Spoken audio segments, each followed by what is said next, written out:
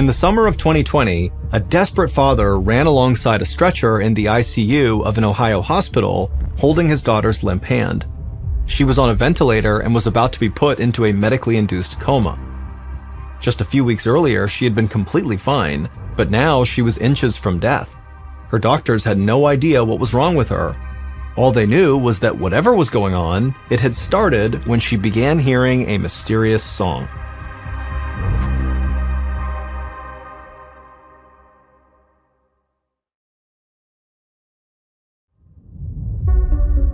From Ballen Studios and Wondery, I'm MrBallen, and this is MrBallen's Medical Mysteries, where every week we will explore a new baffling mystery originating from the one place we all can't escape, our own bodies. If you like today's story, please change the follow button's alarm clock sound to the song Tiptoe Through the Tulips and set it for 3 a.m. every day.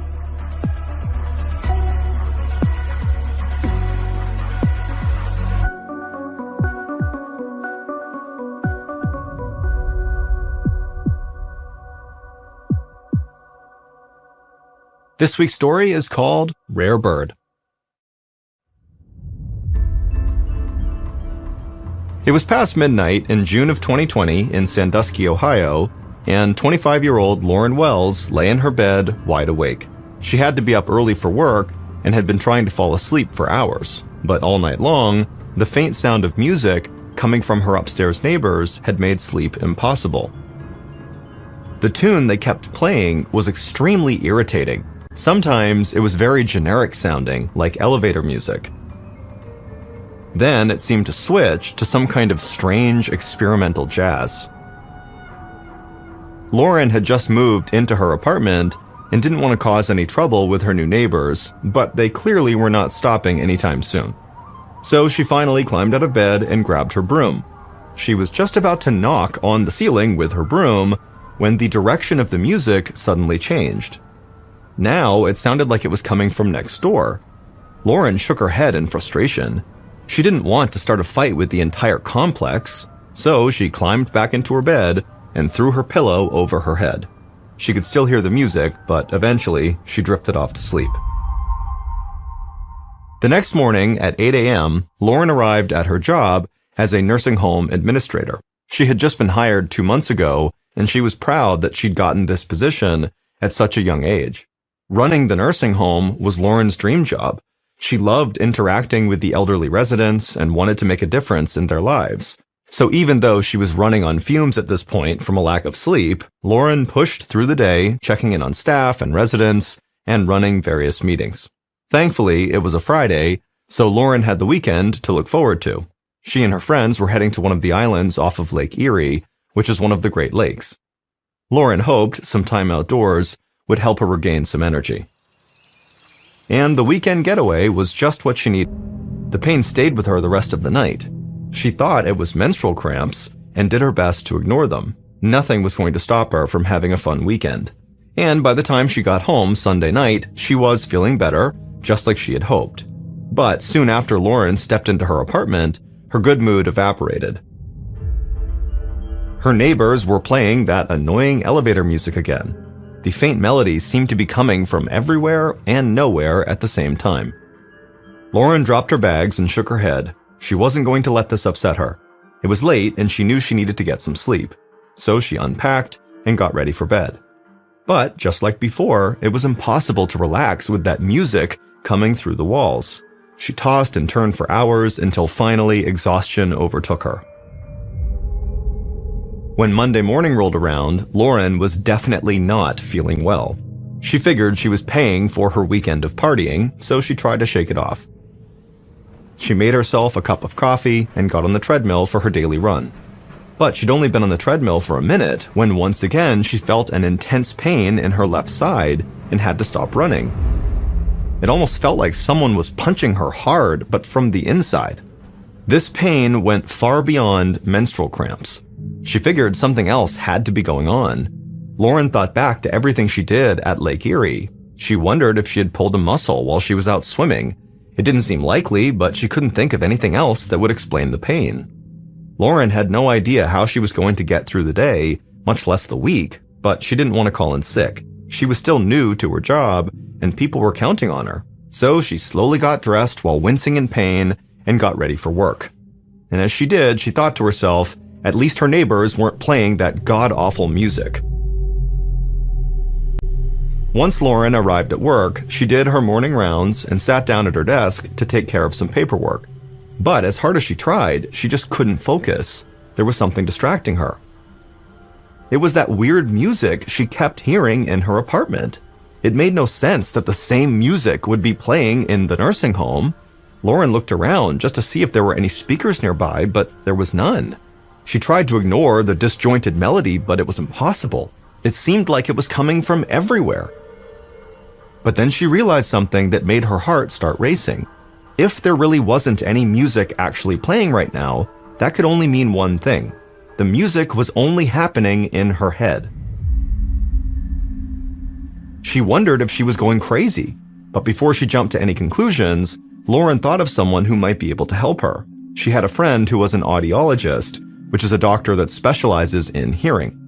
Lauren called her right away and explained what was going on. She described the strange, repetitive sound and said it was following her everywhere.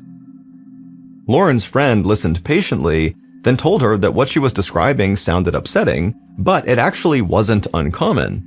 She promised that Lauren was not going crazy. She said that sometimes people can hear melodies in everyday noises, like busy traffic or the hum of air conditioners, and just like songs that get stuck in your head, these sounds can do the same thing. Since Lauren was clearly so tired, she was probably more susceptible to hearing these noises. Her friend was sure that once Lauren just got some quality sleep, this weird music she was hearing would go away. Lauren was relieved, but also frustrated. The music was actually the thing keeping her from sleeping in the first place. But she was glad to know that if she could just get some rest, maybe her life would go back to normal. As the week went by, Lauren did her best to stay relaxed, but the music in her head just would not stop, and it continued to make sleep nearly impossible. And so a few days after talking to her friend, Lauren again dragged herself to work, and as she headed down the hall toward her office, she noticed a new odd sensation. Her hands felt like they were covered in a thick layer of dirt, and they felt sticky too, almost as if a glue stick had melted in her palm. She kept scrubbing her hands with soap and hot water, but she couldn't get them to feel clean. Lauren was totally confused. She'd never felt anything like this before. And it wasn't long before that same sensation spread to her feet. Lauren felt like her socks were glued to her toes. At first, it was just a little bit irritating, but then it became totally unbearable. She started going barefoot at work, which helped a little bit. She realized it was weird, but she couldn't stand the thought of putting her shoes and socks back on. Lauren was afraid that there was a connection between her auditory hallucinations and now her hands and feet feeling dirty all the time. But she had no idea what that connection could be. Lauren's instinct was telling her to go see a doctor, but she imagined how ridiculous it would all sound. She hung on to what her friend, the audiologist, had told her about feeling better with some rest. And so Lauren convinced herself that this was the weekend she would finally get some sleep and all these problems would just finally go away. That Saturday night, more than 2 weeks after her strange symptoms had begun, Lauren climbed into bed exhausted. She tried to ignore the strange soundtrack playing in her head, her sticky hands and feet, and the dull pain still in her left side. She pulled the comforter up to her chin, and she tried to meditate, letting the sounds of birds outside her window lull her to sleep. But after a few minutes, Lauren's eyes flew open. She realized that the birds singing outside her window were seagulls. Seagulls live near water, and there was not an ocean or a lake anywhere near her. The seagulls got louder and louder, and finally sounded like they might just fly right into her room at any second. Lauren knew that no amount of rest was going to make them go away, because just like the music, these squawking seagulls were in her head. She couldn't wait any longer. She needed to see a doctor.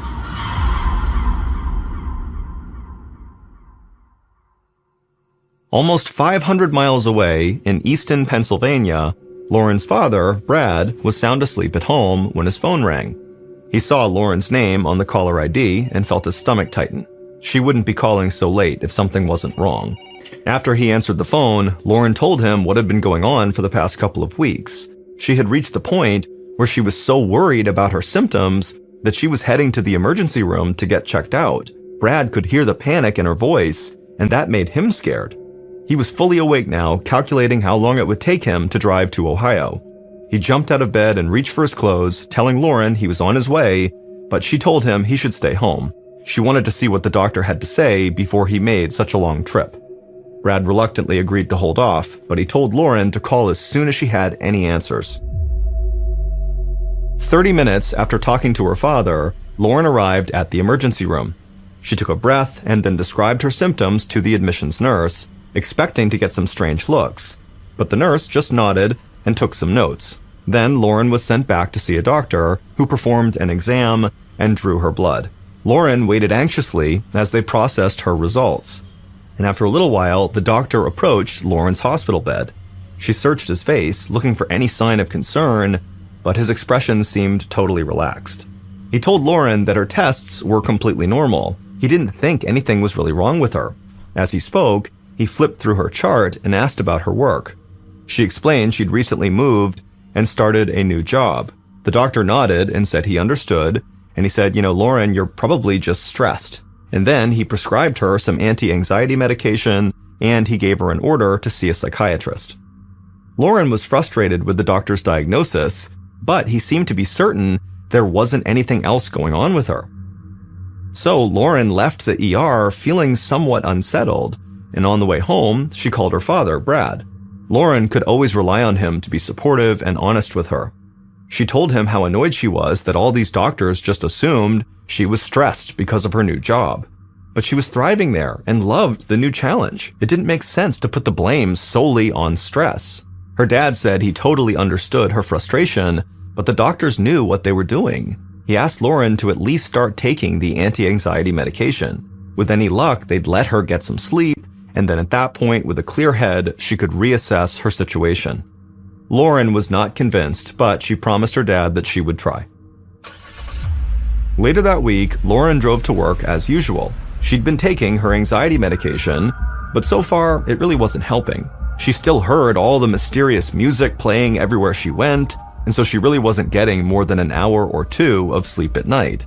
She gulped down some strong black coffee, but nothing could cut through her brain fog.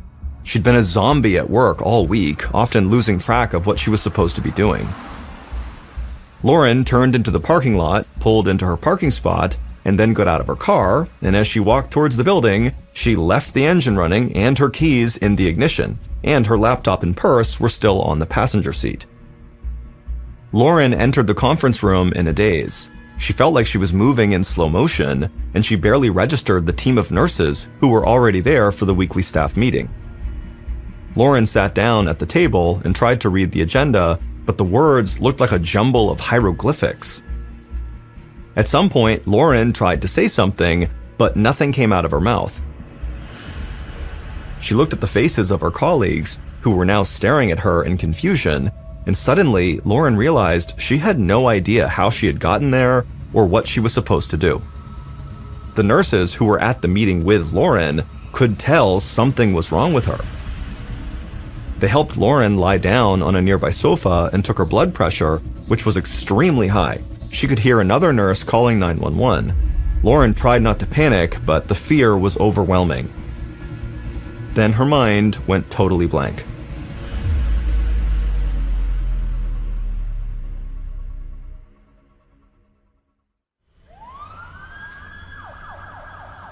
By the time the ambulance arrived, Lauren was starting to come out of her trance-like state. The fog that had been clouding her mind had lifted, and she felt more clear-headed than she had in a long time. She insisted that she did not need to go to the hospital, but the staff wouldn't hear of it. And so, after some gentle coaxing, they convinced Lauren to get in the ambulance.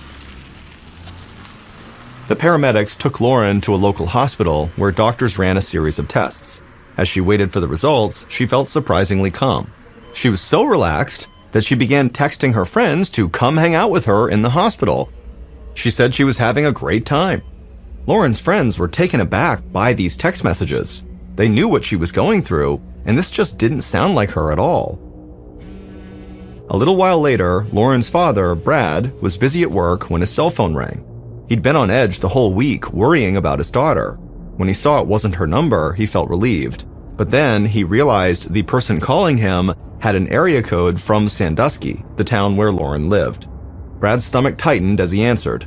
It was one of Lauren's friends. She told Brad that Lauren was in the hospital and that she was not doing well.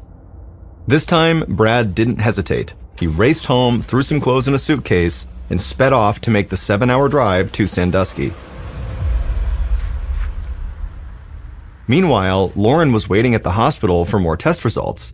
One of her close friends, who had come to the ER, was sitting next to her. When the doctor came back to Lauren, he gave her some good news. Her test results had all come back negative, just like before. They couldn't explain what had happened to her at work, but physically she was fine and she could be discharged. Lauren thanked him, then she turned to her friend and said that it must have been another false alarm. But Lauren could tell her friend still looked worried. And deep in her heart, Lauren knew she wasn't okay, no matter what these tests said. Her symptoms might have temporarily gone away, but they were going to return, and as she thought about that, she began to feel this terrible dread come over her.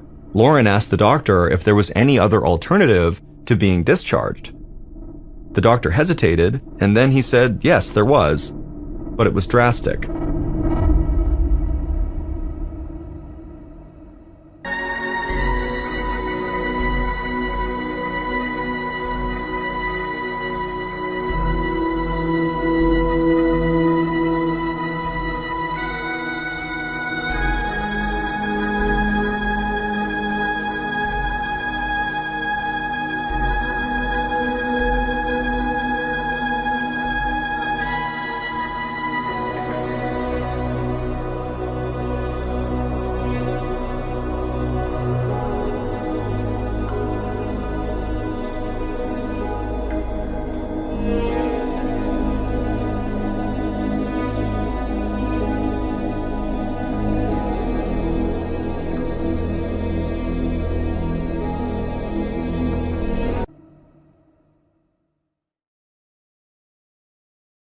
Seven hours later, Brad finally arrived at the hospital in Sandusky, and he raced to the admissions desk.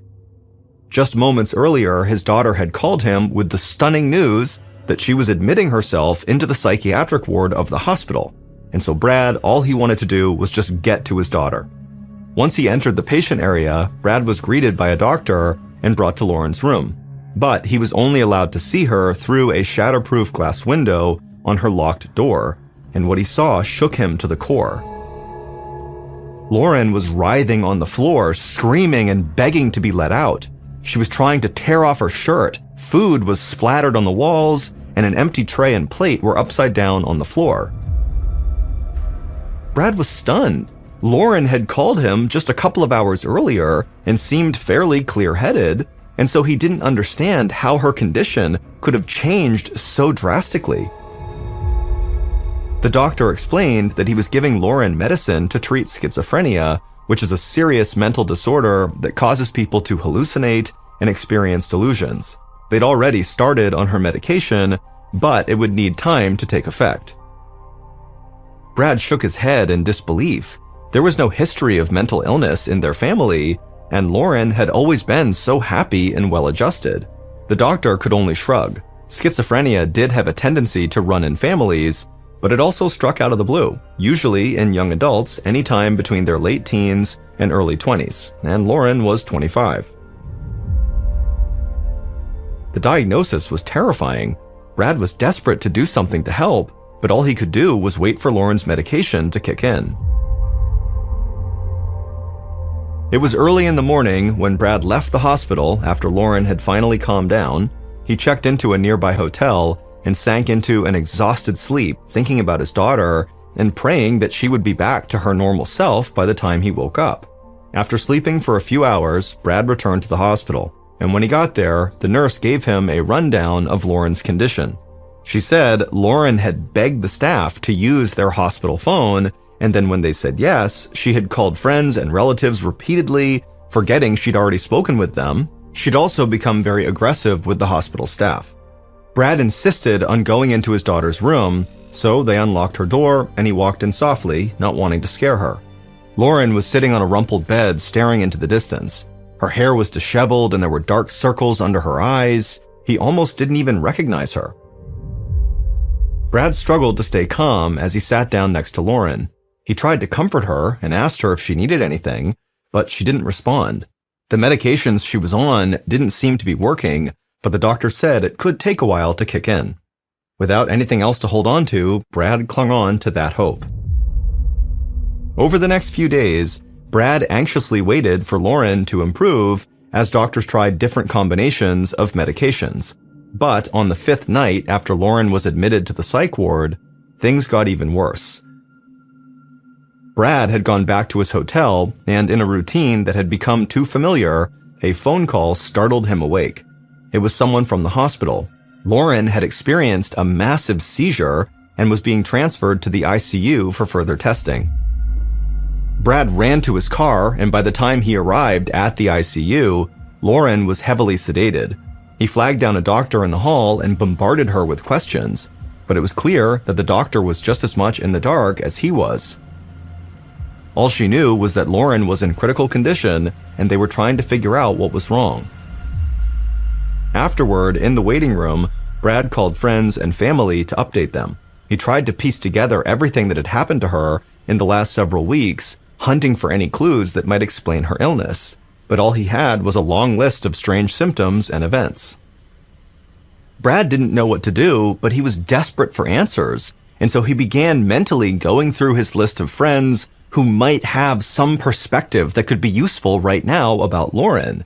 And as he did this, one name came up that he and Lauren both had in common: Ken Zemanek. Ken was the father of twin girls who were Lauren's best friends from childhood, and he was also a psychiatrist. And so Brad hoped Ken could provide some perspective about Lauren's mental state. When he got Ken on the phone, Brad was afraid that Ken would tell him the same things as all the other doctors, that it was possible Lauren had schizophrenia, or that Brad just needed to be patient and wait for more test results. But once Brad finished going through Lauren's extensive list of strange symptoms, Ken didn't say a word. After a long pause, he said that the hallucinations and mood swings did point to a mental issue. But what troubled Ken was the seizure. Schizophrenia couldn't have caused that to happen. Ken paused again, and then told Brad he did have another thought, one that could potentially explain everything that had been happening to Lauren. He described it as a, quote, rare bird, or extremely rare condition. He suggested that Brad ask Lauren's doctors to test her for this rare condition. Brad listened intently. It was a long shot, but it was all he had. After Brad hung up with Ken, Brad Googled anything he could find about this rare disease Ken had mentioned.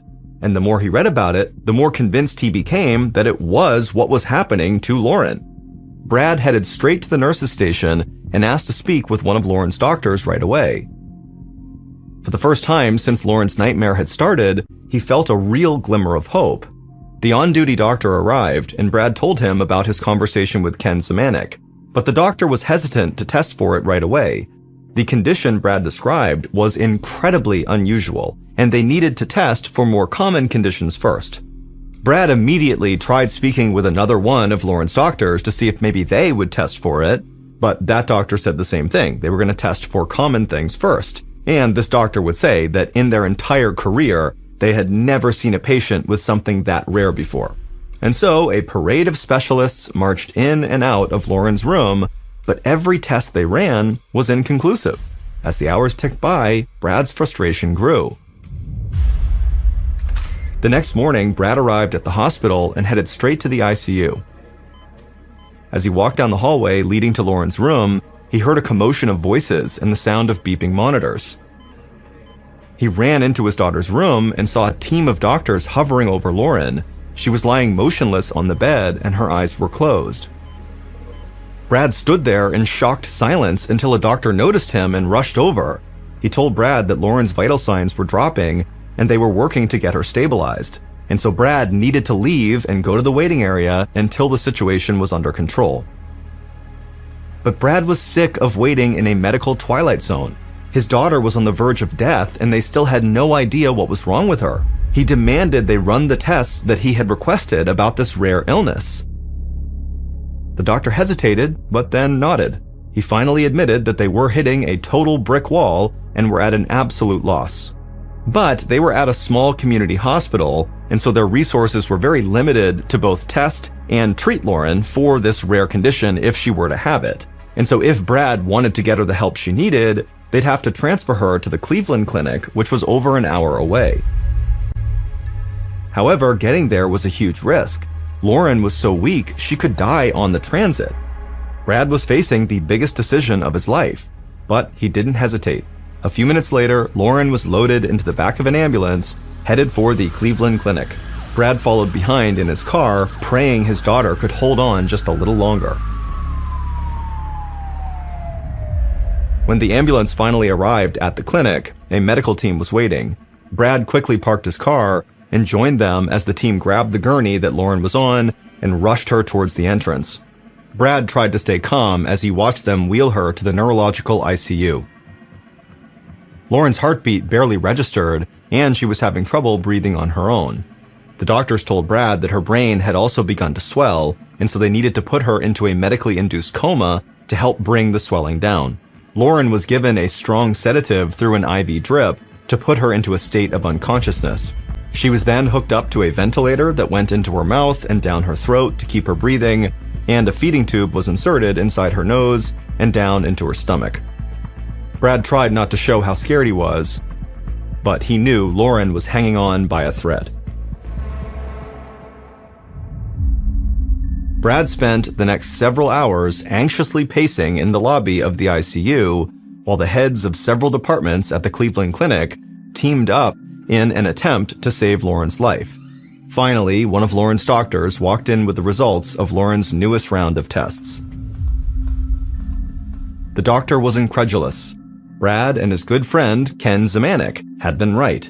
Lauren was sick with something that was so unheard of, most doctors would never think to even test for it. She had a disease called anti-NMDAR encephalitis. Anti-NMDAR is extremely rare, affecting only 1 out of 1.5 million people per year. It had only been identified 13 years earlier in 2007. The disease causes severe inflammation of the brain, which then results in hallucinations and a total psychotic breakdown. This explained almost all of Lauren's symptoms, like hearing the strange music and the seagulls and the sticky feelings on her hands and feet. But it turned out that NMDAR by itself wasn't what caused Lauren to get so sick. The doctor explained that the disease usually signified a deeper, even rarer underlying condition, which would have caused Lauren's other symptoms, like the pain in her side and the frequent need to urinate. Those symptoms were caused by a tumor in her ovary called a teratoma. Teratomas usually strike young women. This kind of tumor is made up of tissue from other parts of the body, like hair, muscle, nerve, organ, or bone. Normally, when the immune system recognizes a tumor in the body, it creates antibodies to try and kill it off. However, the specific type of antibodies formed from a teratoma can end up targeting more than just the tumor. They can also attack the brain and cause anti-NMDAR. In trying to defend her body against this tumor, Lauren's brain had accidentally attacked itself. Brad nearly collapsed from relief. They had a clear-cut answer for what Lauren was up against. She had to relearn how to walk and how to talk, but day by day she got stronger and was finally well enough to go home. 6 months later, Lauren got the news they'd all been hoping for. She was now officially cancer-free. After a full recovery, she went on to graduate from school and earned an advanced degree. Then, in April of 2022, she took a new job as executive director of a senior living facility. She never heard phantom elevator music or seagulls again.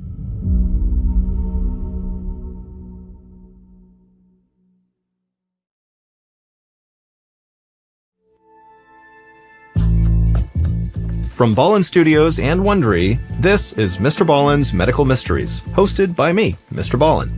A quick reminder, the content in this episode is not intended to be a substitute for professional medical advice, diagnosis, or treatment. This episode was written by Steve Chivers. Our editor is Heather Dundas. Sound design is by Matthew Chalelli. Coordinating producer is Sophia Martins. Our senior producer is Alex Benedon. Our associate producers and researchers are Sarah Vitak, Natalie Bettendorf, and Tasia Palaconda. Fact-checking was done by Sheila Patterson. For Ballen Studios, our producer is Alyssa Tomanang. Our head of production is Zach Levitt. Executive producers are myself, Mr. Ballen, and Nick Witters. For Wondery, senior managing producer is Ryan Lohr. Our head of sound is Marcelino Villapando. Our producer is Julie Magruder. Senior producers are Laura Donna Polivoda, Dave Schilling, and Matt Olmos. Our executive producers are Aaron O'Flaherty and Marshall Louie for Wondery.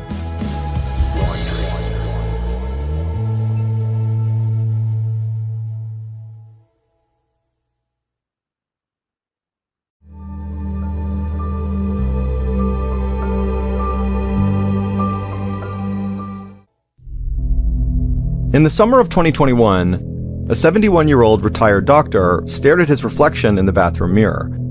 He barely recognized himself. Since returning from a river rafting trip 2 weeks ago, he had lost 15 pounds, almost a pound every day.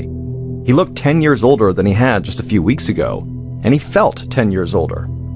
He picked up his toothbrush and squeezed some paste onto the bristles. Just then, intense fatigue washed over his entire body. Then he had an overwhelming urge to vomit. Moments later, he was lying on the cold bathroom tiles, coughing and gagging as severe pain shot through his stomach like a knife. Until now, this retired doctor had tried to be his own doctor, taking endless notes about his symptoms and his condition and how it was going, but now he realized that he was not up to the task of figuring out what was wrong with him. Then he blacked out.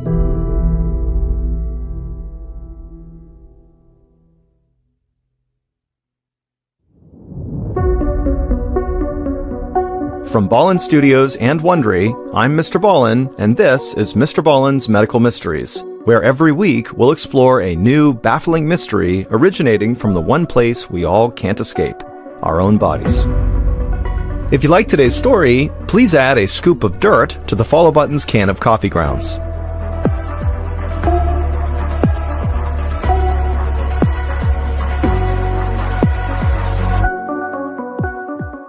Going into the wilderness can be good for your body and soul. But sometimes, things can get a bit rough out there. Maybe you sprain an ankle, or maybe you get sick from drinking unfiltered water. And then there are other times that something truly awful can happen to you out there. Something that you never see coming. On this episode, we have 2 stories about people who come back from outdoor adventures with life-threatening conditions. Our first story is about a retired doctor who returns from a rafting trip with debilitating pain in his abdomen. Then the second story is about a woman who ends up fighting for her life after going camping in Vermont.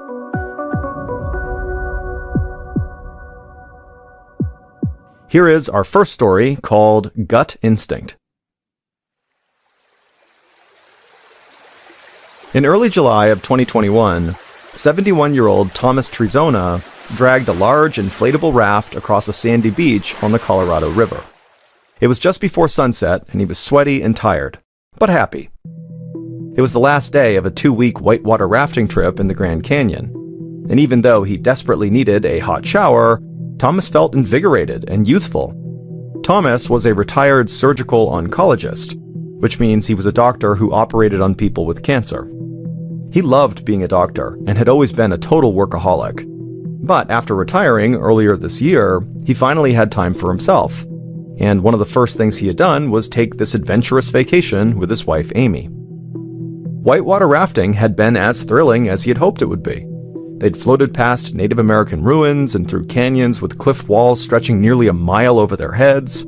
They had seen eagles, condors, and bighorn sheep. Now, on the last night of the trip, Thomas and Amy secured the raft and joined the rest of their tour group around the campfire. Thomas's stomach growled as he watched their guide grill another delicious meal for them. Thomas looked forward to dinner and then one more night of stories around the fire. Tomorrow, it would be time to return home to Springfield, Oregon. But for now, Thomas just gazed up at the setting sun, knowing he'd cherish these memories forever. On July 16th, so a few days after returning home to Oregon, Thomas sat at his dining room table feeling bloated and nauseous. His wife, Amy, had prepared a beautiful dinner, but Thomas only pushed the food around on his plate. He told Amy that his upper abdomen really hurt. He'd started to feel sick shortly after getting home from their rafting trip, and he was now starting to lose weight.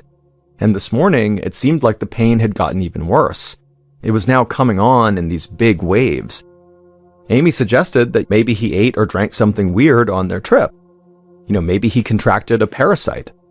Thomas said he only drank the filtered water, and he didn't have diarrhea, which was a common symptom of parasite infections. And anyways, if he had picked up something on the trip, then Amy would probably have it too. But when he looked at Amy and asked her how she was feeling, she just kind of shook her head and said she didn't feel sick at all. Thomas knew that his wife was probably right, and his pains were no big deal.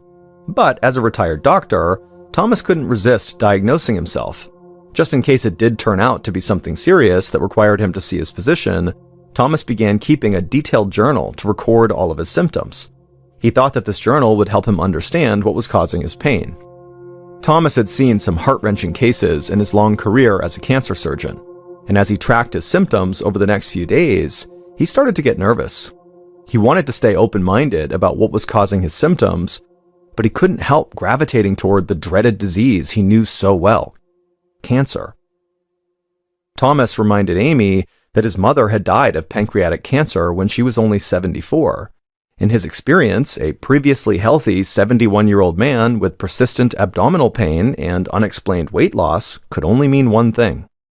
Until he was proven wrong, Thomas was certain he had cancer too.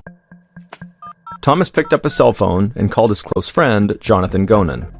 Dr. Gonen was a gastroenterologist, a doctor who specialized in the stomach and intestinal tract. Thomas told his friend that he wanted a CT scan to figure out if he had a tumor in his abdomen. But unfortunately, the earliest appointment Dr. Gonen could get for Thomas was a few weeks away in August. Thomas hung up the phone feeling disappointed. There was nothing he could do except wait.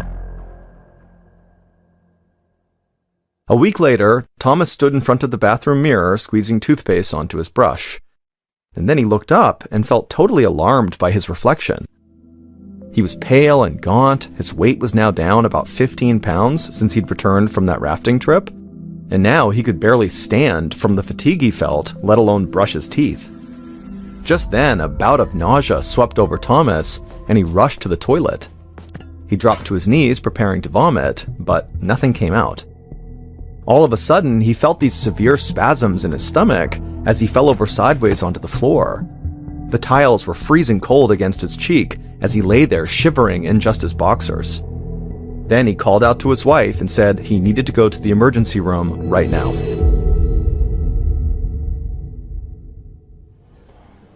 Later that afternoon, Thomas sat next to Amy in the emergency room's crowded waiting room. His blood had been drawn by a nurse, and he was waiting for the results. Thomas's phone pinged. He grabbed it and opened a message to find the results of his blood tests. All were normal except for one.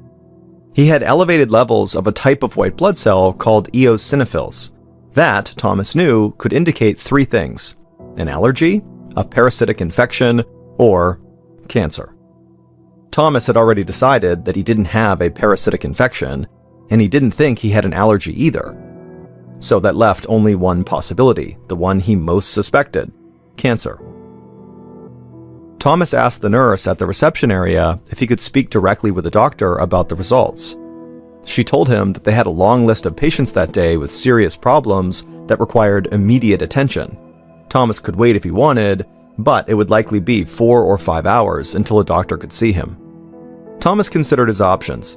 He was pretty sure he did have cancer, but he knew he likely was not in any sort of immediate danger because of the cancer. And no matter what a doctor would say to him that day, if he waited around to speak to one, it would still take way more testing to determine if he really had cancer or not. So Thomas stood up and told Amy, and then he suggested Thomas try a grain-free diet. Thomas was stunned. He wanted to be screened for cancer. And now his primary physician was telling Thomas, a cancer specialist, to just try a grain-free diet? It seemed kind of asinine. And so Thomas just stood up and curtly thanked the doctor, and then took back the test results and left the building. 4 days later, Thomas was sitting at his dining room table with his laptop open in front of him when he got the best news he had received in a very long time. The results of the CT scan he'd finally been allowed to take had just come back, and the results were normal. He did not have cancer. Thomas felt an enormous wave of relief, but now he was more puzzled than ever. The pain in his abdomen had not gone away. He had barely eaten in the past 4 days, and he had now lost 22 pounds since he had returned from that rafting trip. And so Thomas was back to trying to figure out what was going on with him himself. And so while sitting at the dining room table, he began scanning through his journal with all of his symptoms he had recorded, while also going on his computer and looking up possible obscure disorders that might fit his symptoms. And as he clicked through these medical sites, he turned his attention to a chronic digestive disease in which white blood cells build up inside of the intestines, causing pain and bowel obstruction. Thomas knew that the condition, called eosinophilic gastroenteritis, was rare, but he was running out of ideas. He was growing desperate to know what was going on with him. He was in agony, both physically and mentally. And even though he was a doctor, he was completely stumped, and this made him feel so helpless. So eventually, Thomas just picked up his phone and called his friend, Dr. Gonen, to see if maybe he could help him again. A week later, Dr. Gonen paced inside of his office. He had just arranged to have Thomas have a tiny camera inserted down into his throat to look around inside of him to see if maybe he had a bowel obstruction. But like all of the other tests Thomas had undergone, this one too came back with normal results. Dr. Gonen was bewildered by his friend's case. He decided to order one more test to get a better look at Thomas's small intestine. The images on this specialized MRI would be much sharper than the CT scan, which would allow doctors to see very small problem spots. Dr. Gonen hoped the added clarity and details of the imaging would finally reveal what was wrong with his friend. The day after the MRI, Thomas went to the radiologist's office to discuss the results. Looking over the images, Thomas was surprised to see a tiny abnormality in his upper left abdomen. This abnormality was about 1 inch long and very, very thin. The radiologist told Thomas that the shiny spot looked more fuzzy on the earlier CT scan, and he thought it was just a buildup of plaque on Thomas's artery wall, which is a common sign of aging. But with the specialized MRI, it made it clear to the radiologist that he'd been wrong. Something strange was going on inside of Thomas's stomach. Then the radiologist had an idea. He was curious to see if this weird spot was stationary or moving around inside of Thomas, and so he offered to do another CT scan right then to find out. Thomas agreed, and they performed the scan immediately. And sure enough, it showed that the weird spot had moved in just a few weeks between one CT scan and the next. But before the two men could decide what to do about this weird moving skinny spot inside of Thomas's stomach, the radiologist noticed something else that required immediate attention. It might explain Thomas's chronic pain too.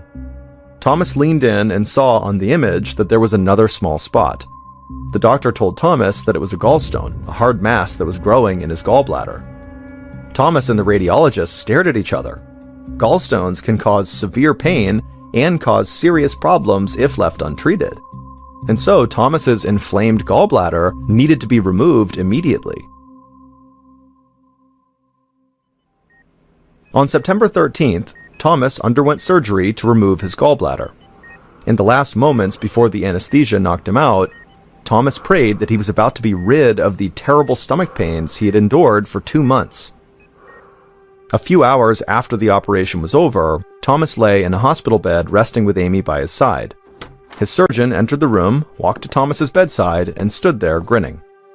The surgeon said that he had successfully removed the gallstone and the inflamed gallbladder, but that was actually not what was making Thomas sick after all.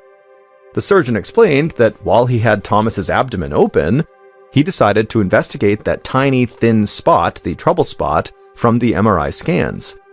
And he found something he had never seen before in his entire career, something that totally explained all of Thomas's symptoms: his severe stomach pain, his nausea, his weight loss, and his constant fatigue. The surgeon pulled a small vial from his pocket and held it up for Thomas to see.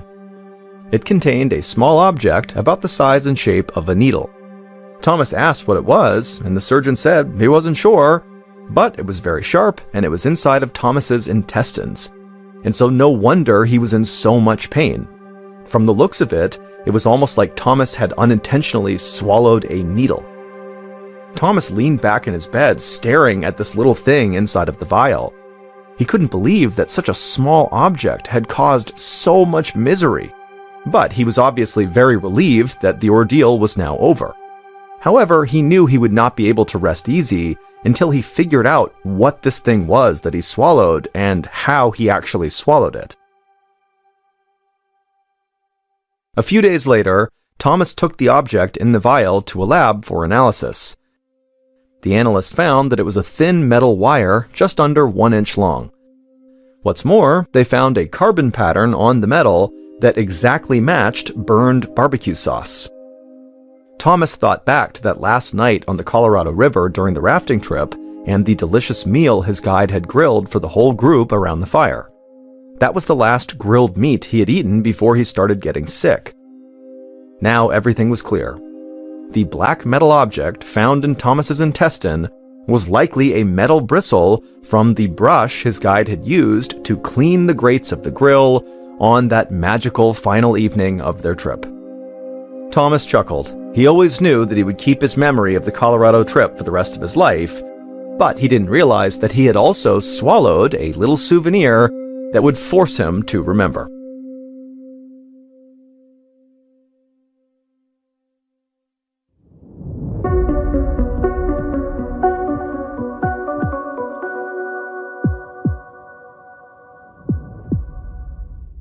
Here is our second story called Into the Woods. On a Saturday morning in June of 2009, a 55-year-old woman named Elizabeth and her husband Ron pulled their RV into a campsite in western Vermont. Elizabeth loved camping and took every chance she could to head for the wild, leaving behind her comfortable suburban life in Connecticut. But as she had gotten older, she had begun to enjoy the comfort of an RV. It was much nicer to sleep in a warm bed at night and not have to deal with the hassle of setting up a tent and then sleeping on the ground. The RV lifestyle was just so simple and so easy. Today, all the couple had to do was park their RV at the campsite, then put on some sunscreen, and then head out for their hike. And so, that's what they did. The dense Vermont forest they were in was beautiful, but Elizabeth had to admit that the conditions today were kind of miserable. The whole area was buzzing with these black flies that were swarming all over Elizabeth's legs and neck, and of course, Elizabeth had forgotten any bug spray. By the time she and Ron had got back to camp, every exposed part of her body was covered in bites, and over the next few hours, those bites turned into welts. Usually, whenever they went camping, Elizabeth and Ron really enjoyed lighting a campfire up at night and sitting out under the stars. But that evening, the black flies were so bad that they just stayed in the camper and played cards. Elizabeth and Ron were in good spirits though. They'd camped in less than ideal conditions before, from freezing cold to pouring rain, and so they weren't about to let a few bug bites ruin their trip. But by the time Elizabeth changed for bed that night, her arms and legs were an unsightly mess. They didn't hurt, but all the red, swollen welts looked terrible. So she took a few ibuprofen to help with the swelling, and then she climbed into bed.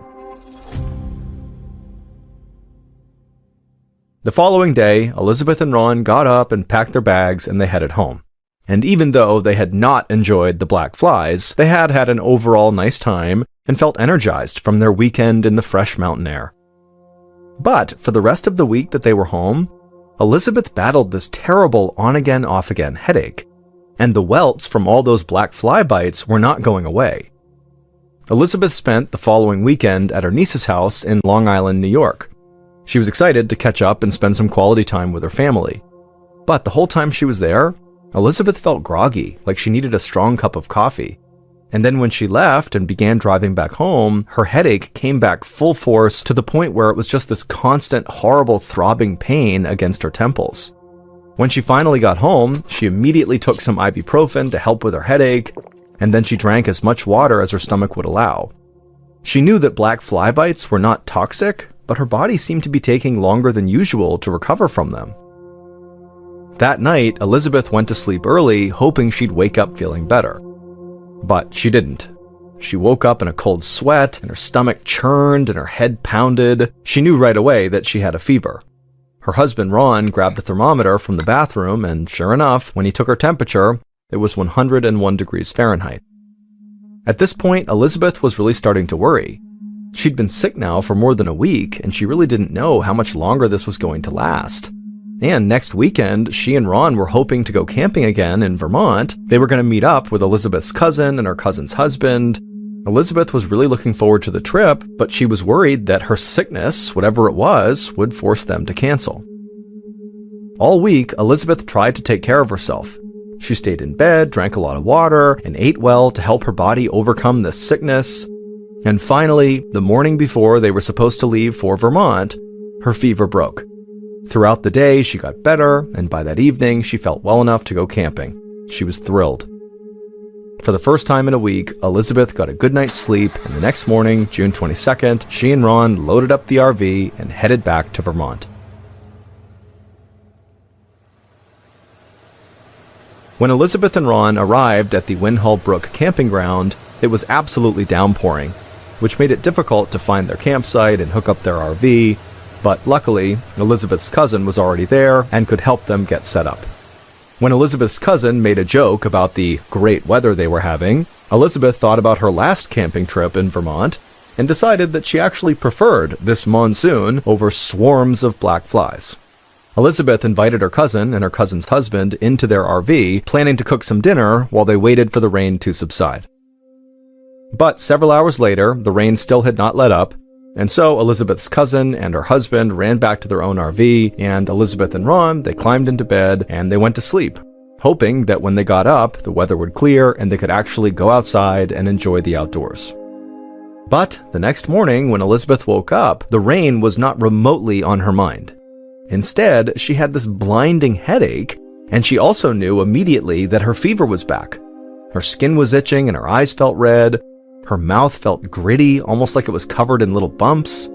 Elizabeth was annoyed, knowing she was likely going to be sick all day and could not participate in anything they were going to do. Elizabeth rubbed her eyes and slowly made her way to the bathroom to brush her teeth.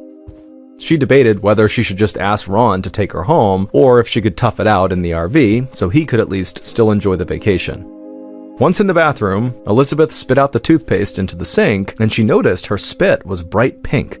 And when she rinsed her mouth, she tasted blood. She opened her mouth and stuck her tongue out, and her eyes widened as she realized the bumps that she had felt inside of her mouth were these black blood blisters all along her tongue and on the inside of her cheek. Elizabeth started to feel panic rising in her chest, and so she hurried out of the bathroom and over to her cousin's RV. Luckily, her cousin's husband was actually a doctor, and so he had Elizabeth stand in their kitchenette while he looked around the inside of her mouth with a flashlight. And after a minute, he turned off the light and just shook his head. He said he had never seen a condition like this before, and he urged her to go to the hospital. Within minutes, the RV was packed up and Ron was sitting behind the wheel. Elizabeth needed to use the bathroom before they headed off, but when she urinated, it burned. Now Elizabeth was truly worried. These were not flu symptoms. Elizabeth made her way to the passenger seat up front, sitting beside Ron. By this time, her headache was back and worse than ever. She popped an ibuprofen as they pulled out of the campground, but nothing took the edge off the pain in her head or the itching that had developed all over her body. It took 2 hours of driving down winding country roads to get to the nearest emergency room in Brattleboro, Vermont. To Elizabeth, every single time they hit a bump in the road, it made her nauseous with pain. By the time they arrived, Elizabeth was in pure agony. Ron parked the RV, then walked around to the passenger door to help Elizabeth get out. When she saw him, she smiled at him, but she could see his eyes were full of fear. It wasn't until she herself looked in the rearview mirror and saw her reflection that she understood why. Her face was so swollen that she almost didn't recognize herself.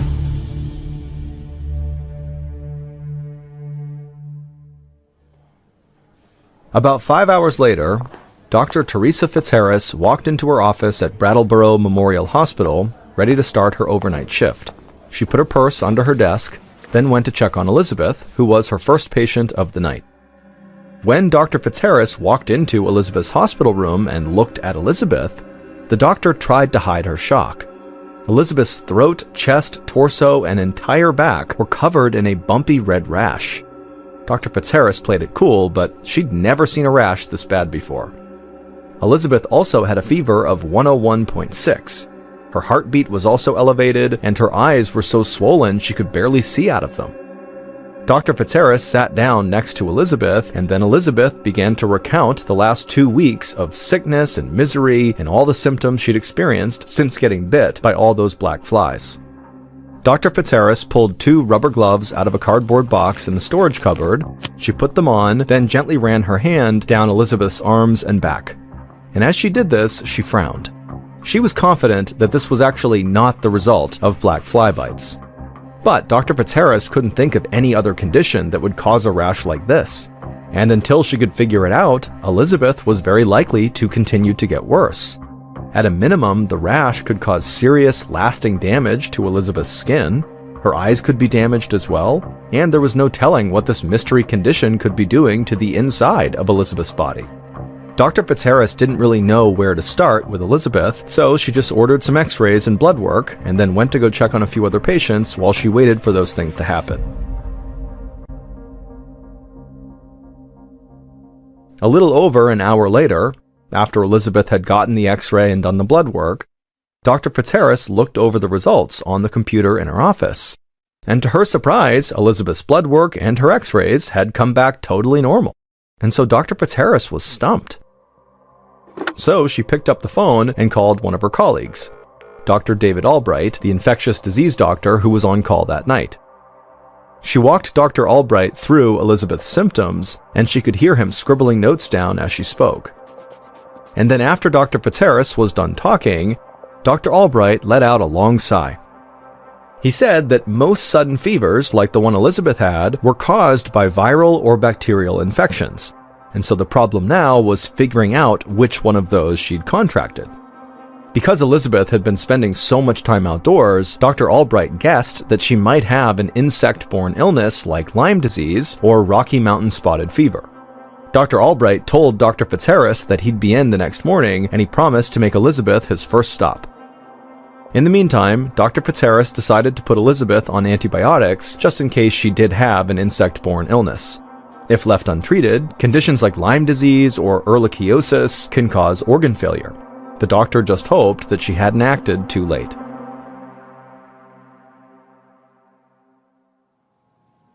Early the following morning, Elizabeth woke up to the sound of a knock at the door of her hospital room. She squinted through her swollen red eyes and saw the blurry outline of a person walking into the room. He then introduced himself as Dr. Albright and asked if the medicine that Dr. Fitzharris had prescribed was helping at all. Elizabeth groaned and shook her head no. She told Dr. Albright that she could barely see and her rash was more painful than ever, to the point where even a tiny shift in bed was extremely painful. He promised he would do everything he could to help her, and then he said he was very sorry, but he needed Elizabeth right now to sit up straight so he could determine how much her rash had spread. And so Elizabeth tried not to scream as Dr. Albright helped her sit up. Even the slightest touch on her skin was agonizing. As Dr. Albright looked over Elizabeth's body, he could see that the rash had spread, and it did not look like the medicine had helped at all. That meant his suspicion that it might be something like Lyme disease was incorrect. But unfortunately, he didn't really have any idea what else could be making her sick. Elizabeth clenched her teeth as Dr. Albright helped her lie back down. She knew the doctors were doing their best, but the fact that basically nothing had worked so far was still extremely frustrating. She could barely open her eyes and her whole body felt like it was on fire.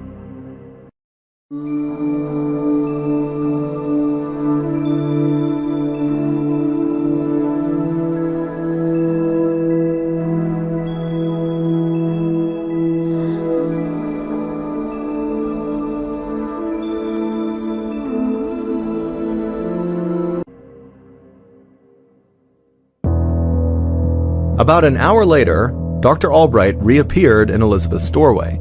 This time, Elizabeth could make out a second figure standing next to Dr. Albright.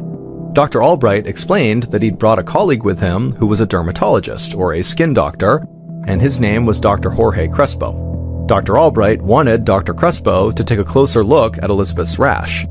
He hoped that if they could determine what kind of reaction this was, it might inform them what was actually making her sick. Elizabeth braced herself for pain as the doctors once again helped her sit up so Dr. Crespo could look at her. He spent a few moments examining Elizabeth's rash, checking her eyes and the inside of her mouth. Then Elizabeth saw him nod to Dr. Albright, as if to confirm a suspicion. He told Elizabeth that she had a rare but severe kind of allergic reaction called Stevens-Johnson syndrome. Dr. Crespo explained that she'd ingested something that triggered an incredibly violent response from her immune system. Her body was so desperate to get the allergen out of her system, it attacked the deepest layers of her skin, causing the blistering rash that now covered her whole body. Soon, he believed, the top layer of her skin would start peeling off. It would look worse before it felt better, almost like she'd suffered a severe burn. None of what the doctor was saying made any sense to Elizabeth. She assured Dr. Crespo that she hadn't ingested anything unusual over the past 2 weeks. She told him again about the black fly bites and wondered if maybe any of the flies could have been carrying some kind of bacteria or virus or fungus that could have infected her. But Dr. Crespo just shook his head no. What made Stevens-Johnson syndrome very unique was not only the reaction, but the thing that caused it: medicine. For reasons doctors do not fully understand, medicines that normally improve people's health can sometimes trigger this life-threatening allergic reaction in certain patients. In Elizabeth's case, Dr. Crespo was confident that the cause was one of the most common, easy-to-get, over-the-counter medicines on the entire planet: ibuprofen. Elizabeth's jaw dropped. She'd been taking ibuprofen steadily for the last 2 weeks to reduce the swelling from all the black fly bites and to alleviate her headaches. Little did she know, the medicine was causing all of these problems. But something didn't make sense to her. She told Dr. Crespo that she'd been taking ibuprofen for as long as she could remember. If she was allergic to it, then why hadn't this happened before? Why didn't she have a big reaction the first time she took it? Dr. Crespo shrugged. He admitted that he really didn't know why Elizabeth would develop this allergic reaction so late in life. Stevens-Johnson syndrome was so rare that the root cause of it was actually still unknown. But at least Elizabeth knew now that she could not take ibuprofen, and Dr. Crespo assured her that if she stopped taking it, that she would recover in about a week or maybe 2. Elizabeth was given steroids to help reduce her symptoms, and a few weeks later, she had recovered enough to go home, just like Dr. Crespo promised. But because her allergic reaction had gone untreated for 2 weeks, some lasting damage had already been done. Elizabeth's eyes had swelled so badly that her tear ducts were permanently damaged and no longer worked. Ever since, she's had to administer saline drops in her eyes every few minutes to keep them working properly. But Elizabeth likes to look on the bright side and has said at least she can still see.